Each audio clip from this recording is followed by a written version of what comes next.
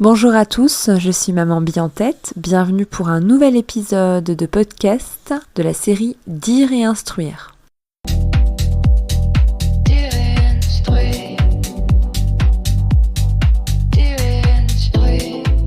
Aujourd'hui, j'aimerais aborder un sujet délicat mais crucial. Il s'agit de la pression permanente que subissent les familles pratiquant l'instruction en famille.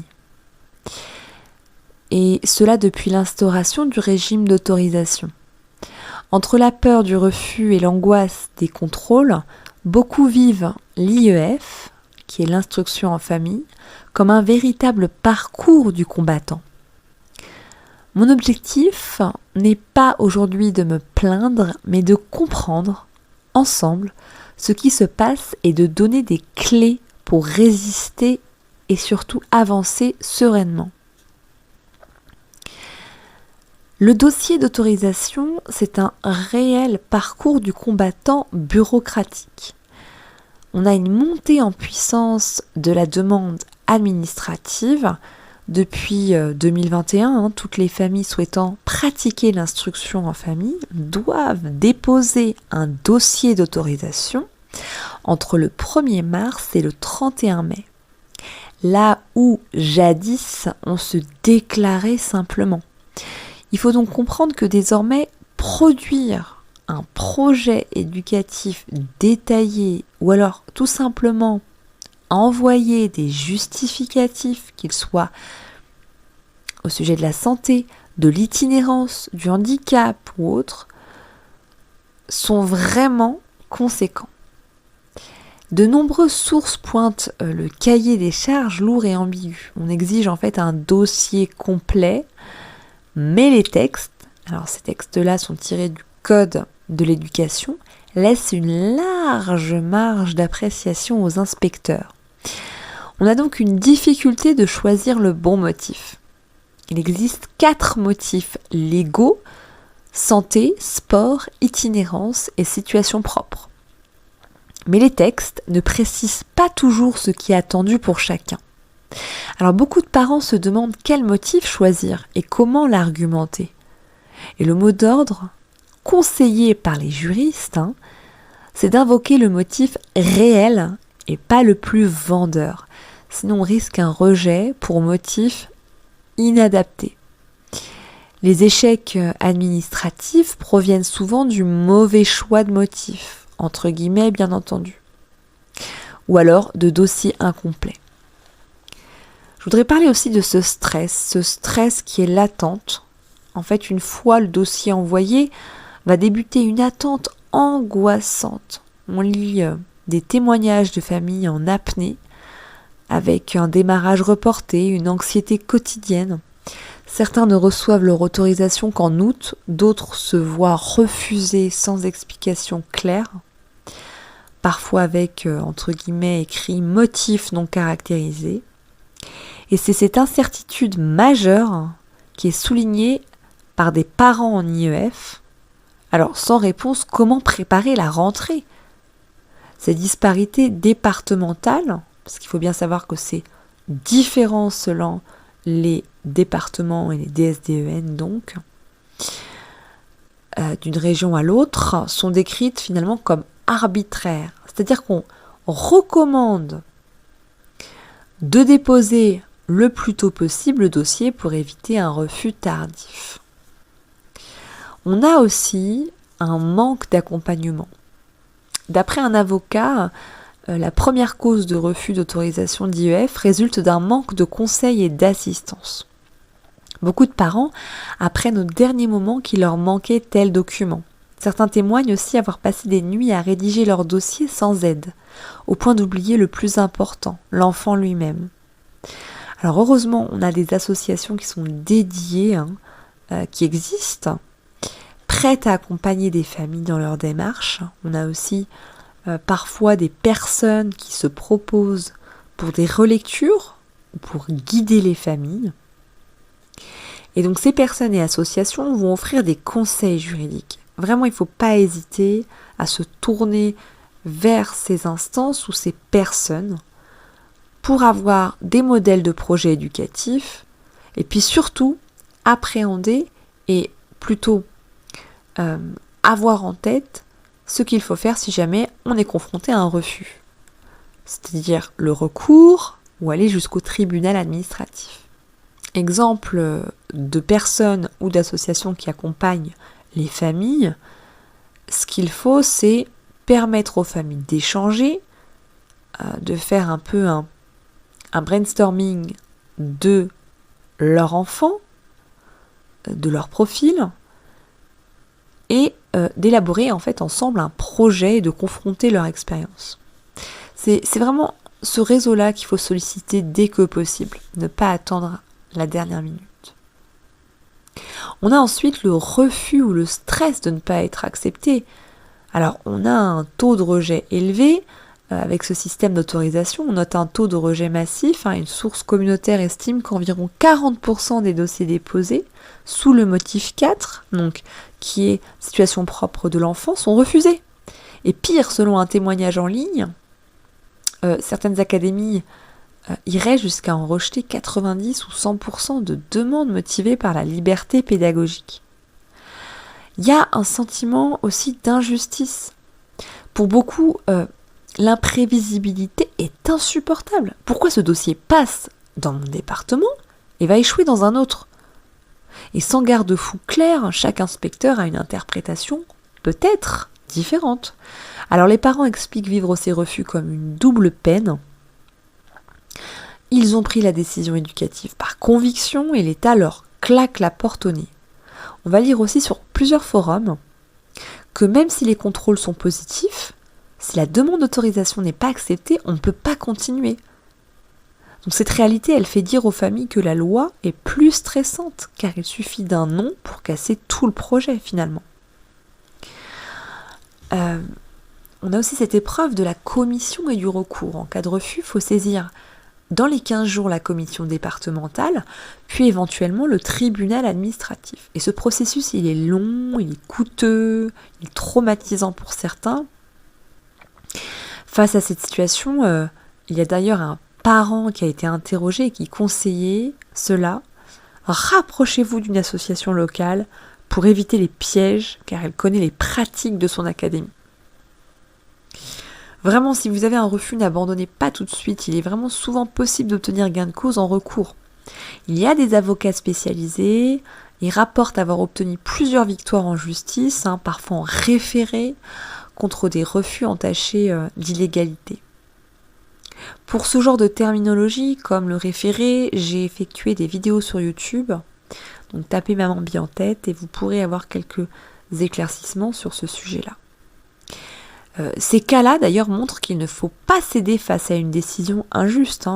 Alors, bien se documenter et surtout bien étayer son dossier, qu'il soit bien ficelé. C'est pour ça qu'il est important de se faire accompagner pour ce dossier. Et savoir qu'on peut être défendu en justice, c'est important pour reprendre confiance. Et ensuite, ce n'est pas terminé. On a l'inspection pédagogique. Donc finalement, cette année, elle est irriguée de stress. Parfois, oui, c'est du stress positif. Mais on a quand même ce stress intérieur qui est permanent et qui va continuer avec l'inspection pédagogique, qui va être une source d'angoisse. Même si, bien évidemment, les inspections sont bienveillantes, vous savez, c'est comme lorsqu'on a une évaluation ou qu'on passe un examen, c'est bienveillant, mais on a toujours un stress d'être examiné, d'avoir des regards croisés, c'est humain. Donc on n'est pas là pour dénoncer l'inspection, on est simplement là pour parler de cette pression qu'ont ses enfants et ses parents. Chaque année, l'IEF est soumis à un contrôle pédagogique, on a donc une inspection. Et ce moment, il est prévu pour vérifier le niveau et les progrès de l'enfant. Et c'est d'ailleurs le parent qui est inspecté, il faut bien le rappeler, non pas l'enfant. L'enfant, on va plutôt l'interroger de manière à vérifier s'il y a quand même une instruction qui est mise en place. Mais c'est vraiment le parent qui est là pour être inspecté et pour qu'on lui donne des conseils. C'est souvent stressant. Les familles, elles vont redouter de passer un examen mal adapté où l'enfant doit travailler seul devant 2 inspecteurs. Alors il y a un billet de blog qui va relater un cas extrême, petite fille qui avait été placée face à des exercices de fin de CE1 alors qu'elle n'était qu'en début de CE1. Et l'inspecteur lui avait alors dit qu'elle n'est pas du tout au niveau attendu. Et ça l'a fait complètement craquer. Donc elle s'est décomposée, donc je cite, ça vient d'un blog. Elle se décompose, elle se ferme et elle panique. Et cette scène, elle montre à quel point les contrôles, parfois, j'ai bien dit parfois, ils ne se passent pas tous comme ça, mais parfois peuvent être déshumanisants pour l'enfant. Alors, il y a aussi des incohérences des évaluations. Les lois précisent que les inspecteurs ne peuvent pas s'accrocher à un niveau scolaire strict. En IEF, c'est l'évolution de l'enfant et non pas un niveau scolaire attendu. Et pourtant, c'est souvent le cas. Ils vont évaluer sur des attendus officiels que l'IEF n'est pas tenu de suivre. Du coup, un enfant brillant peut se voir annoncer non acquis sur des bases qui n'ont jamais été travaillées et perdre confiance. C'est pour ça qu'il est important d'envoyer un projet pédagogique avant pour pouvoir transmettre ce sur quoi l'enfant a travaillé. Alors beaucoup de parents vont souligner cette absurdité, un système censé mesurer les progrès finis, par punir l'enfant pour ne pas avoir appris quelque chose qui n'était pas prévu chez lui. Donc ces conseils pour le contrôle, même si chaque inspection est différente, voilà quelques bonnes pratiques qui sembleraient réduire l'angoisse. Préparer l'enfant en douceur, lui expliquer que c'est juste une rencontre pour parler de ce qu'il aime apprendre, rassurez-le et surtout lui dire que c'est pas un interrogatoire et que ce sont les parents qui vont se faire inspecter. Ce qui est intéressant aussi, c'est de mettre en valeur les réussites. Avant les rendez-vous, donc faites ce petit dossier pédagogique avec une sorte de tableau de bord avec ce que l'enfant sait faire, des petites attestations avec des dessins, des cahiers illustrés. Comme ça, en entretien, on peut montrer ces exemples positifs et orienter l'inspection vers ce que l'enfant a réussi. Et puis, ne pas trop s'exposer aux méthodes. On ne recherche pas l'originalité. On évite de leur vendre des méthodes pédagogiques exotiques. On est là vraiment pour insister sur ce que l'enfant sait faire. Et puis, la préparation mentale des parents et des familles. Il faut accepter de ne pas tout maîtriser, avoir confiance en soi et en son enfant, et que le contrôle n'est qu'un moment parmi d'autres et qui est censé nous aiguiller. Donc il faut être patient, diplomate, et puis montrer de l'anxiété ne joue pas forcément en sa faveur, mais parfois on a des profils anxieux et on peut tout à fait le comprendre et on a des humains face à nous. Donc le contrôle annuel, il reste un point de vie, voilà, il reste important, mais ça reste un point de vigilance. Avec une bonne préparation émotionnelle et documentaire, ça peut se passer, et ça se passe sans traumatisme. Mais c'est encore une fois une source d'angoisse. On a donc cette longue attente, on a la préparation de la demande, parfois la rédaction du projet, si c'est un motif 4. Ensuite, ce long moment d'attente pour cette autorisation, parfois il faut faire recours, et puis ensuite on a cette inspection qui arrive très vite finalement. Et on se sent plus ou moins envahi par l'angoisse et on ne se sent pas soutenu. C'est souvent ça qui ressort des familles, c'est ce qui en ressort de leurs propos et de leur vécu.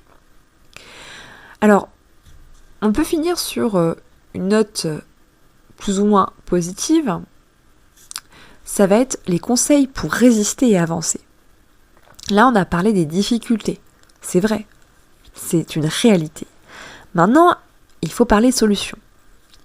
Il faut penser solutions et stratégies pour les familles. Alors, quelles seraient les pistes ? S'entourer et s'informer, c'est essentiel. Donc, il faut se rapprocher d'associations, de groupes d'IEF locaux. Ce sont des réseaux qui vont partager leur expérience, relire les dossiers, savoir souvent ce qui se passe ou non dans son académie. Ensuite, écoutez des témoignages, lisez-les, écoutez des podcasts sur l'IEF, savoir que d'autres sont passés par là aide à ne pas se sentir seul. Par exemple, un audio regroupement de témoignages montre que des refus peuvent être contournés en appel si le dossier est solide. Donc le dossier en motif 4 est essentiel, il faut qu'il soit bien ficelé. Informez-vous sur vos droits. Savez-vous qu'en cas de refus, vous pouvez faire un recours gracieux, un rapport ou contentieux. Un avocat IEF rappelle qu'il faut le déposer, le recours dans les délais légaux, connaître les délais, les procédures, voilà. Ça vous rendra moins vulnérable. Donc, n'hésitez pas à vous renseigner là-dessus. Il faut aussi préparer un dossier solide, sans céder à la peur. Faites-vous aider encore une fois par une association, par des personnes. Vous avez un grand nombre d'acteurs qui pourront vous épauler.